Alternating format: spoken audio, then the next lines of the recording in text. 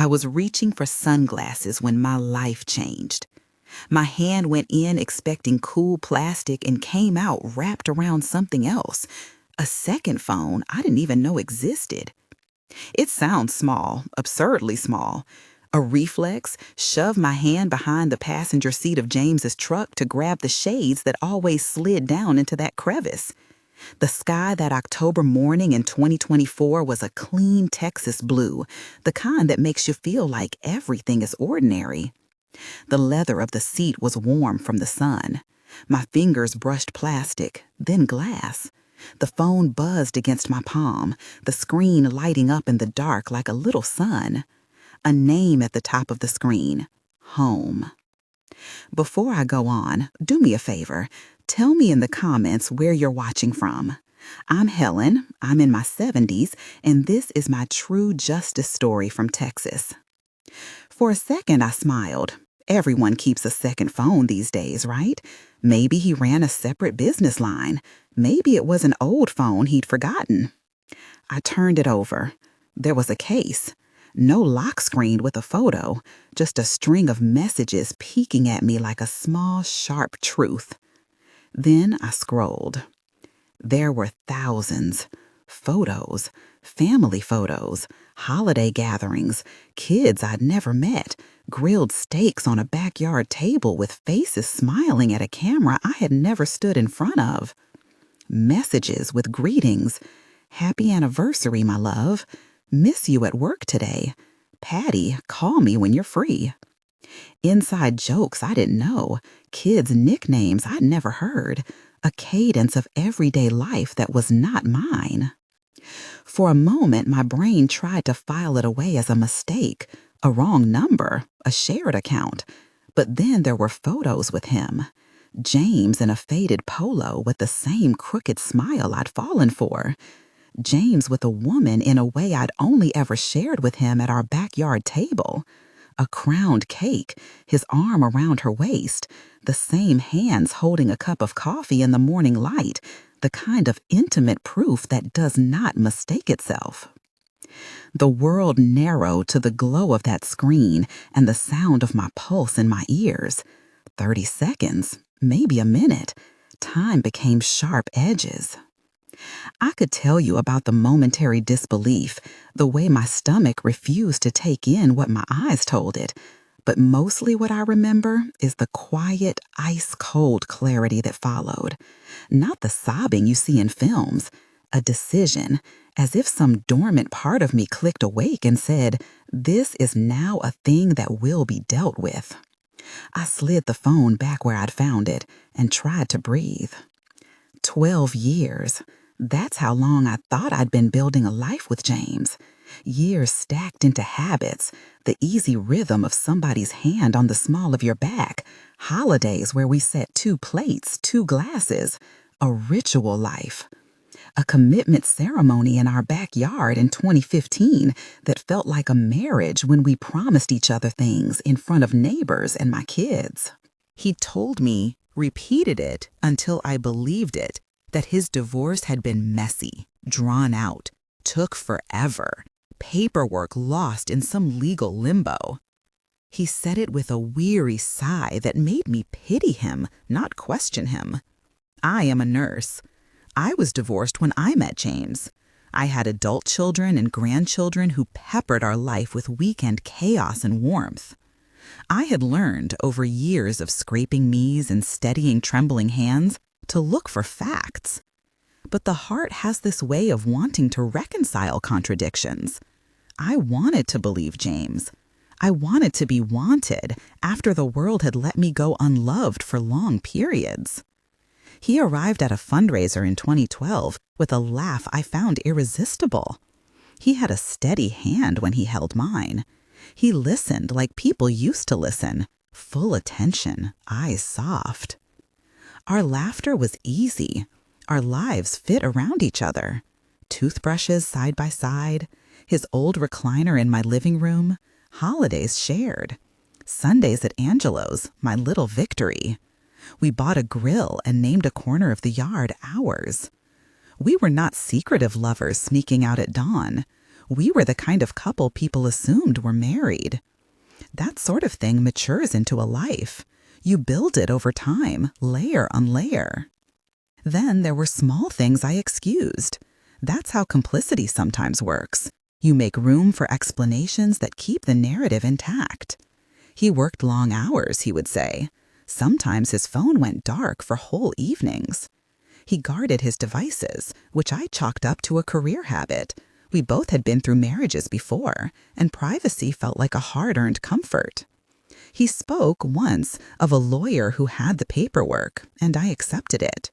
He told me stories about exes and complications that sounded exhausted, like a man who'd been burned and was therefore cautious. He suggested, gently, that I not pry into things that would only upset me. I took his hands and believed those words. There were signs, though, tiny cracks I threaded with explanation. He took trips he downplayed, days that went unaccounted for, and returned with a shrug. A couple of voicemails he deleted carefully when I walked into a room. A call I overheard that sounded unusually intimate and then was smoothed over as work. We all have things that test a relationship. Late nights, forgotten anniversaries, mismatched calendars. I preferred to see them as the noise around something real. I eventually started telling myself that a clean conscience wouldn't panic over a locked phone. I will not pretend I didn't see warnings. I just convinced myself I had better reasons to trust. The day I found the phone, I had gone to his house for coffee. We had plans to listen to an afternoon lecture on community health, something small, ordinary. His truck was parked in the driveway. I always took his sunglasses. Habit. His key was in the ignition. His truck smelled faintly of the soap he used. I reached for those shades, and my palm closed on glass. When I scrolled, there were messages dated back years. Anniversary notes, simple goodnight texts, mom moments. There were pictures of a woman setting a small table with 2 napkins and the caption, "Happy 23 years." There were thumbnail photos of a courthouse, a formal portrait of a woman at a podium with the caption, "Patricia, lawful wife." I had never heard the name Patricia attached to him, not in 12 years. The name felt like a match struck to a dried field. I stepped back and sat on the tailgate of the truck. The air was the misbelief of ordinary fall, cool, not enough to make me shiver, but sharp enough to force alertness. My phone buzzed in my purse. I ignored it. I did not want someone else to insert themselves into what I now knew was only mine to see. I remember thinking how utterly cinematic it would be if this moment ended in melodrama. But real life is mostly muted. The drama in my case was quiet, an arrangement of facts that, when brought together, could not be separated. I called the number labeled Patty at the top of the chat. I want to be clear here. I did not dial out a vengeance. There was no plan in my palm. There was a human thing that wanted to find out whether the woman whose photos lined his other life knew. Did she know? Was she complicit? Was she watching the same man in 2 different houses? Her voice answered on the 3rd ring. She sounded surprised that my voice came through the other end. We both flinched at the mutual shock of hearing a stranger call with that name. I heard the background of someone busy, a television perhaps, little domestic details that made her reality feel solid. Her first words were practical. "Who is this?" And then the guilt in her breath when I told her what I had found. There is a particular sound sorrow makes over the phone when 2 people realize they inhabit the same lie. It is thin and sharp. We talked for a long time. The conversation was not theatrics. It was 2 women exchanging pieces of a puzzle neither expected to find. She told me about a life I had not known existed. Years, children who were part of that life, anniversaries celebrated with candles and cake. She had believed, as I had, that the legal things were done. She had papers. She had a ring. She had birthdays and conversations about school plays and dental appointments. She had grief and rage and the worn steadiness of someone who had been married for decades. We did the thing you do when two people discover they have been wronged by the same person. We confirmed details, names, photos, dates. There were private jokes in the messages that only someone close to him would know. The realization landed like a weight. Patty, Patricia, was his lawful wife. Our lives for 12 years, in my case, had been overlapping but separate. The ceremony in my backyard in 2015, the toothbrushes, the nights in his arms, all of it real to me, all of it not legally binding for him. We decided, painfully and instinctively, that we could not carry this alone. Two women on the phone can choose different routes. You can go quietly and dissolve your part of the life. You can plan lawyers in secret and exchange affidavits. You can do nothing and let the lie wrinkle the rest of your gaze. Or you can demand the truth out in the open. There is something in shared outrage that demands witness, that demands accountability, not for the sake of spectacle, but so that the facts have to answer in public. Patty agreed to meet me. She asked, in a voice that hitched with a kind of guarded resolve, if we should do it at his work. He's at the sales meeting on Friday, she said. He's there every Friday. The timing was everything. It would be public. It would not be him alone and sly in his own domain. It would be him surrounded by witnesses who could see the truth on his face.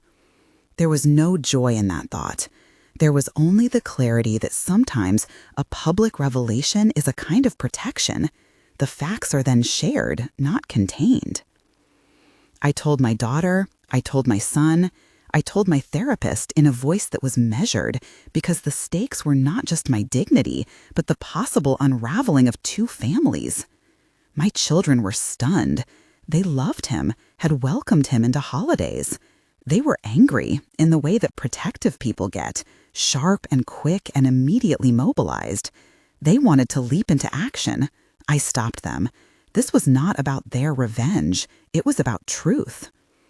All of that, my family's stunned faces, the planning calls with Patty, the way my mouth went dry thinking about walking into a room where his laugh had once felt like home, folded into the most ordinary acts. I got my hair cut. I bought a new blouse. Nothing dramatic. The smallest things can feel like armor when the wound is new. There were, in the days after the discovery, a handful of conversations that marked the difference between panic and strategy. A friend who was a retired nurse told me quietly that the first thing is to document everything, hold tight to the evidence. I did. I took screenshots, photographs of photographs. I copied dates and snippets. I didn't know yet what they would be used for, but paper and pixels are anchors when the world becomes unmoored. And then there was the night before the meeting. The truck sat where it always did. The phone sat, as far as I knew, where I had left it. I slept poorly, if you can call it sleep, tossing between the fragments of a life that were now stranger than fiction and the practical logistics of confronting a man who had, for years, been a gentle constant in my days. The meeting was at 9:30 the next morning. I remember the small humiliation of standing in my kitchen in front of the window and watching two of my grandchildren run across a yard to chase a dog. Life doesn't stop. It doesn't wait for people to discover their betrayals. The ordinary continued. The smell of coffee from my pot rose in the air. My hands were shaking as I poured it. Patty called to say she was on her way. She sounded both steady and terrified. We arranged to meet in the parking lot. "I'll be wearing a blue cardigan," she said. I told her what I'd be wearing. We did not rehearse words. That would have made the thing too dramatic, and I wanted nothing of the theater. We needed simple language, clear evidence, witnesses.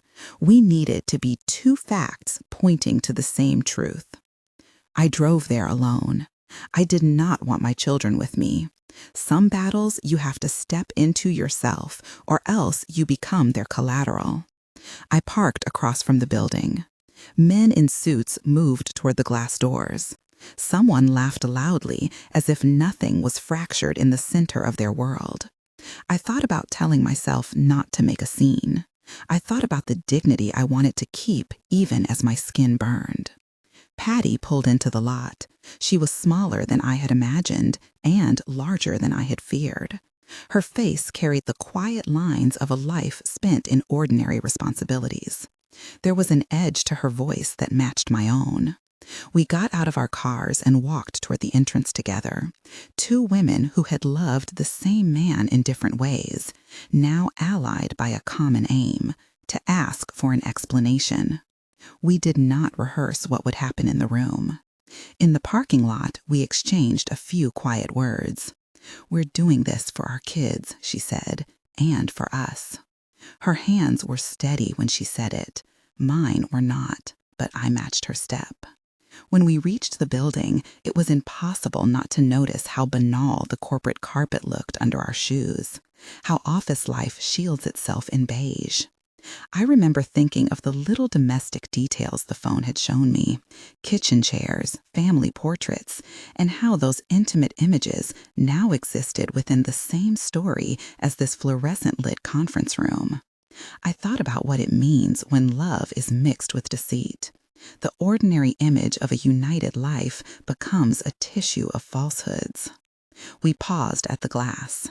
Inside, through the window, men and women sat clustered around a table. James was there, mid-laugh, hand on the shoulder of a coworker, a paper cup in his other hand. He looked in that moment like every man I had loved and trusted. He looked alive and present. He looked exactly like the man who had hidden a second life from us both. I could have turned away. I could have driven home to the kitchen where the coffee was still warm and tried to put the puzzle away. But there was a different kind of courage, the kind that isn't loud but is unyielding.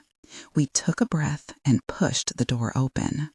The room went quiet in a way that only happens when people are suddenly aware they are witnessing something they did not expect. Conversation stuttered. Eyes shifted. I felt the air change the way a storm front changes light. James stopped laughing. His smile faltered like a record scratched. His face opened, and there, in the instant before he could assemble an excuse, he looked small.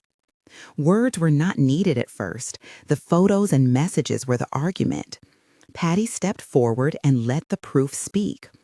My voice, when I found it, was even. I said his name. I said the facts.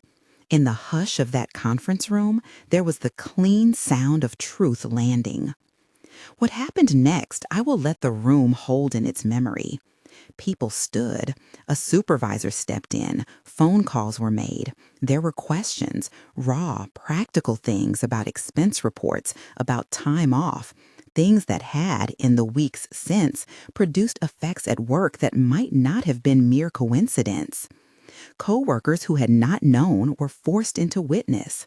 One by one, faces fell. The sound of footsteps left the room like a slow exhale. I left the conference room with Patty at my side.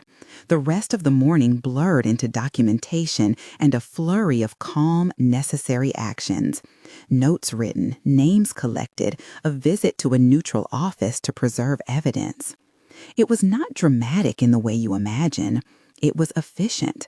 It was the kind of sober work you do when you are trying to make the world accountable to fact. After we walked out of that conference room, after the supervisor's low professional voice and the shuffle of people rearranging how they would look at him from then on, a manager asked to speak with me privately. He led me to a small office with one window and a credenza stacked with company binders. He didn't yell. He didn't stare. He did something more dangerous for a man in authority. He listened. He said the word investigation the way people say the weather, matter of fact, useful. He explained there had already been anomalies, expense reports that didn't quite add up, time cards with irregularities, a client entertainment line item that looked strange when you ran it against travel logs. "We didn't share this with anyone," he said, and I understood the quiet cruelty of the sentence. There had been signs at work, separate from my life, that, seen from a different angle, suddenly fit with what we had discovered. Within days, the company suspended him pending the results of a formal inquiry. That's the phrase they used, pending inquiry. He was escorted from the building like someone who'd become unmoored from the narrative he'd been living. I watched him walk past a glass front, and I registered how ordinary and astonishing it was to see him in a state so public and small. There was no dramatic shouting. There was only an HR representative carrying a folder, footsteps across tile, the sound of the elevator closing on a man who had been the axis of 2 homes. News travels differently in small and controlled ways. Coworkers who had admired him now looked surprised and in some cases betrayed. Some who knew only the man he showed at work could not reconcile what they heard with the neighborly smile in the break room. Others had suspicions that suddenly felt validated. People approached me quietly in the cafeteria. "We didn't know," one woman said, and you could hear the effort in her sentence to separate her shock from pity. No one asked for spectacle.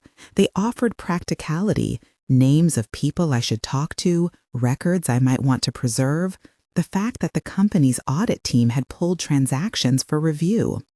Meanwhile, Patty moved forward with steps that had to be taken. She filed for divorce. She did it not in a flurry of headline drama, but with the steady, painstaking bureaucracy of someone disentangling a long life. She told me about it the way 2 women at this point did, plain facts spoken in a voice that had learned to keep itself steady. She said the papers were with a lawyer she had met years ago. The filings were what they were, a legal acknowledgement of what had been, a line drawn in ink. I sat with that information like a person watching a tide go out and reveal things hidden by the surf. There were other, quieter consequences that felt like small reprieves. I obtained a restraining order. It is not a thing I ever wanted to sign my name to, but when nights became punctuated by a text that made my stomach flip and a knock on the door that sent my heart hammering, it felt necessary to call for a legal boundary. The order felt like a line on a map. Here is the space that is mine, and within it I can begin to breathe without looking over my shoulder every few minutes. That relief was not dramatic. It was a small, steady permission to sleep deeper. James's suspension rippled into more tangible fallout. The audit found patterns they could not ignore.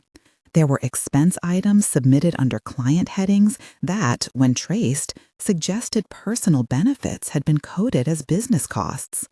I will not pretend I understood every line item. Some of it was the dry language of accounting.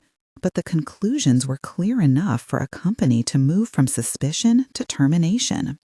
I was told, weeks later, that his employment had been terminated. That was the sort of justice my title promised, the tangible consequence that made the headline of our private misery legible to others: job loss.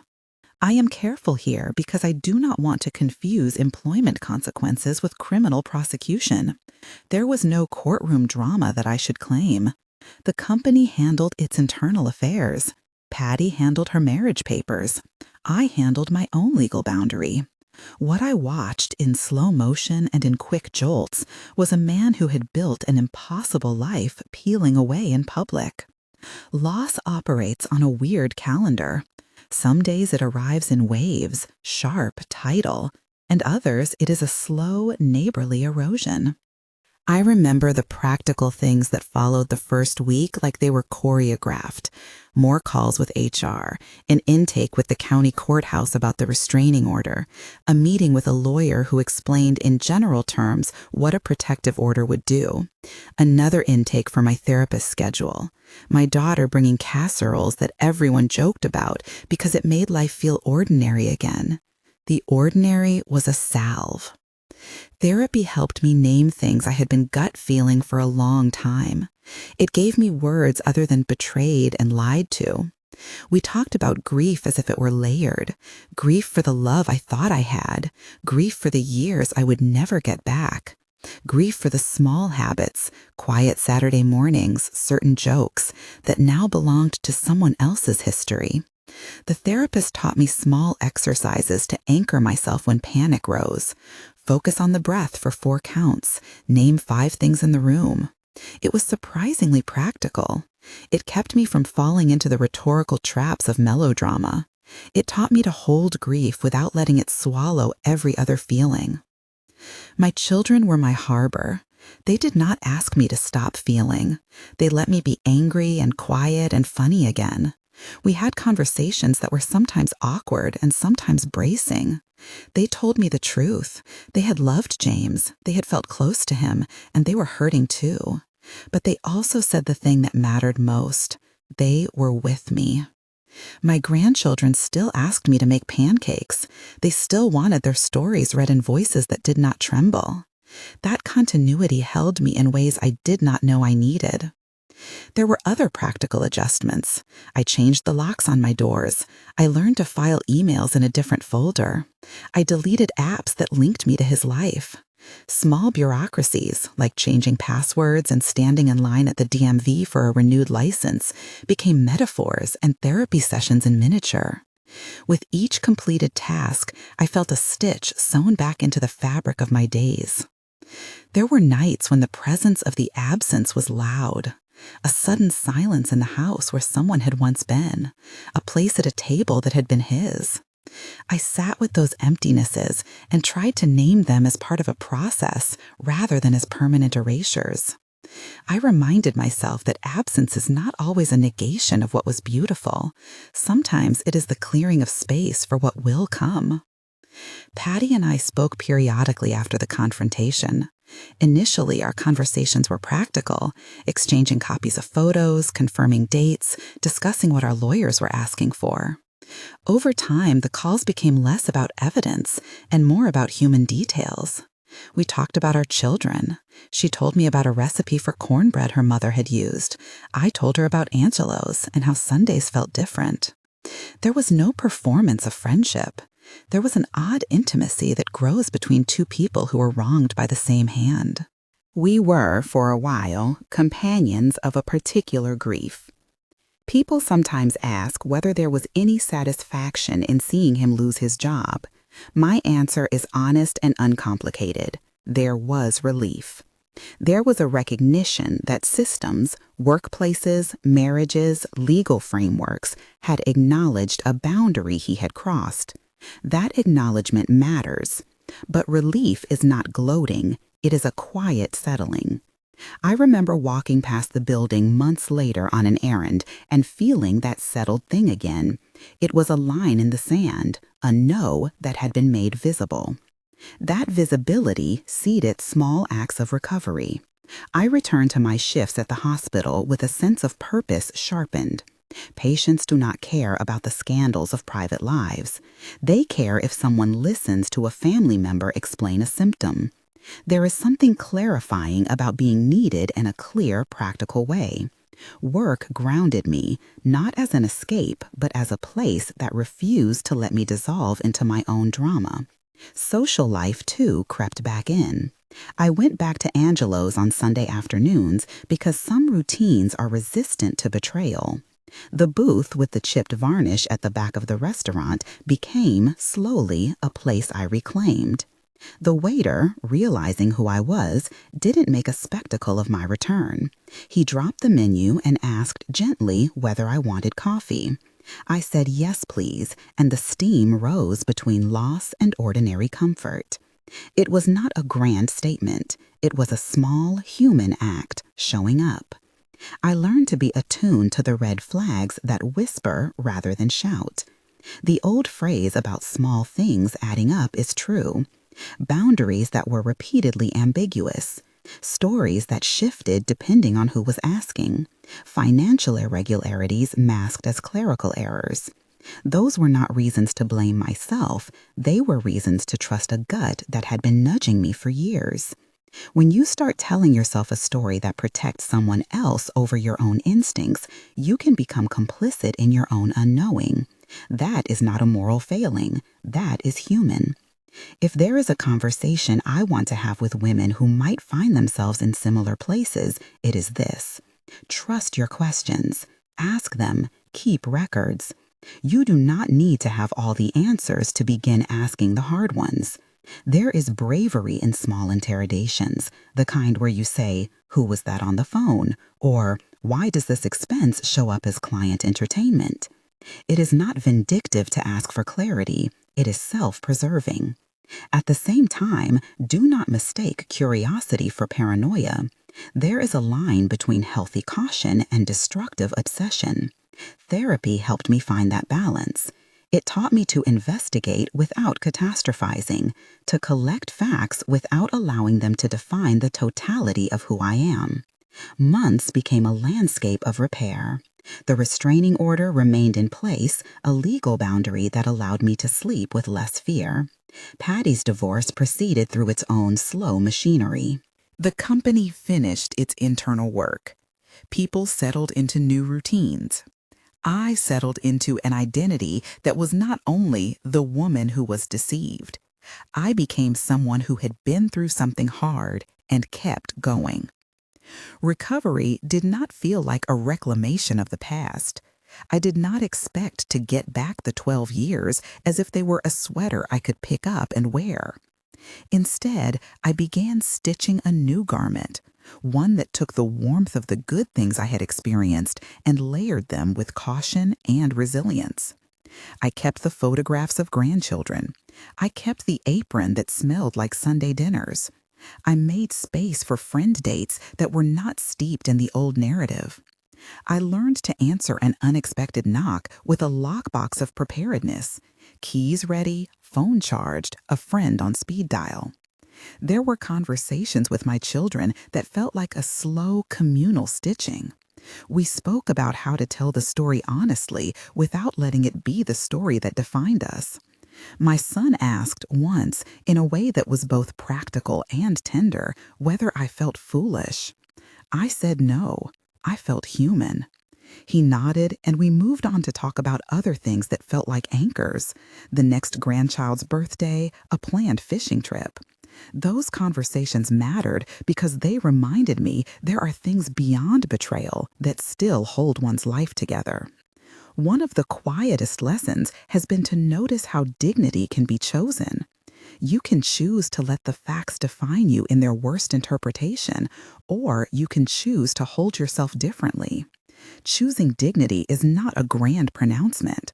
It is the small continuance of normal things: going to a shift at the hospital, making someone a cup of tea, answering a grandchild's question about dinosaurs.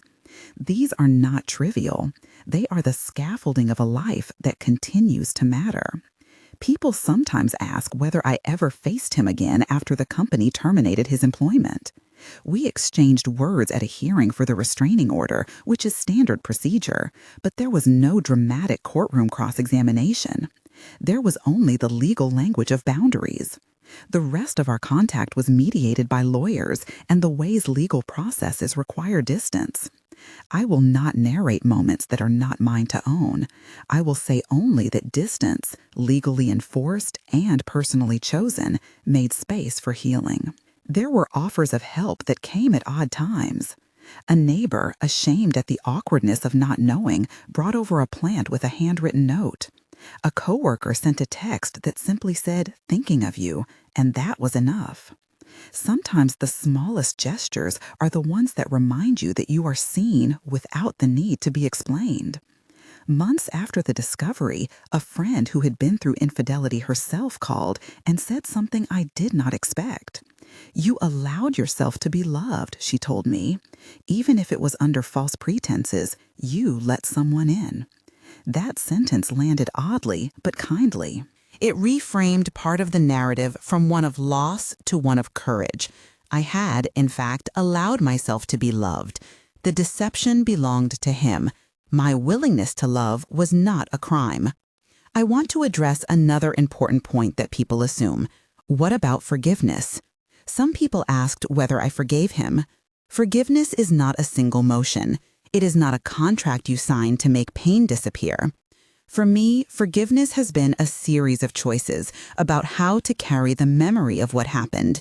I refuse to let contempt be the main feature of my days. That does not mean I condone the deception. It means I have chosen not to let hatred define my horizon. There are practical takeaways I learned that I would tell my younger self. Document things, keep copies of messages, ask questions about finances. Maintain a small network of trusted people who can serve as witnesses to patterns. These are not instructions for exhumation or endless suspicion. They are habits that protect and do not require you to become someone you are not. The world did not end on the day I found that phone. It did, however, make a loud, irreversible crack. In the months that followed, some parts of my life required repair, others required reinvention. I reasserted routines that gave me pleasure. I invited friends to dinner. I took a short trip with my daughter to the coast. Salt wind and the feel of sand underfoot, nothing dramatic, everything restorative. I went back to Angelo's for my usual booth, and the owner, who had been quietly supportive, brought a small lemon tart to the table with no fuss. It felt like a small coronation, a claim that the ordinary can be reclaimed. If you have ever had that little gnawing in the back of your mind, a call unanswered, a story that doesn't add up, trust it enough to ask.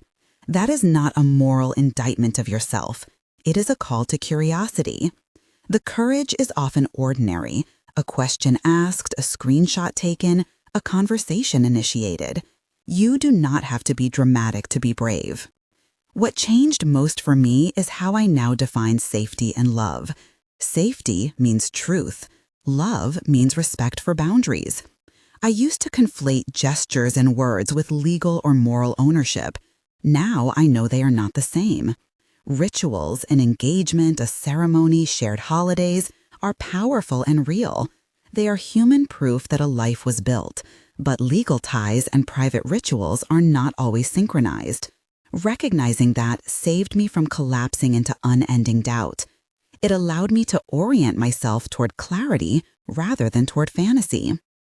I tell this story not for sympathy, not for awards of courage, and certainly not to extract vengeance. I tell it because if one woman hears something that resonates and because of it asks a question sooner rather than later, then the telling matters. There is dignity in naming what happened. There is agency in deciding how to respond. People often want a final neat moral. Real life is messier. There is no tidy redemption scene where every wrong is balanced, but there is consequence, there is accountability, there is work to undo the harm, and there is healing. So, how am I now? I am cautious and curious. I am tired and capable. I am older and, I hope, wiser. I still laugh and I still love a good Sunday at Angelo's. I go to work, I read to my grandchildren. I call Patty sometimes, not as often as in the first months when facts needed exchanging, but enough to know she is continuing her life as well. We both lost something important. We both continue. If you are watching this and you see yourself in any part of this story, please know this. You are not to blame for someone else's deceit. Ask your questions, keep your dignity, gather evidence if you need to. And when you can, let ordinary things be your path forward. Small routines will carry you farther than any dramatic pronouncement could. If this story resonated with you, consider subscribing to Mature Justice, leaving a comment telling me where you're watching from, and sharing this with someone who might need to hear it today. And if you recognize the signs in your own life, reach out to someone you trust or a professional for support. You don't have to walk through something like this alone. Thank you for listening to how I found his second phone and, over time, found the courage to let my world fall apart so I could rebuild it on the truth.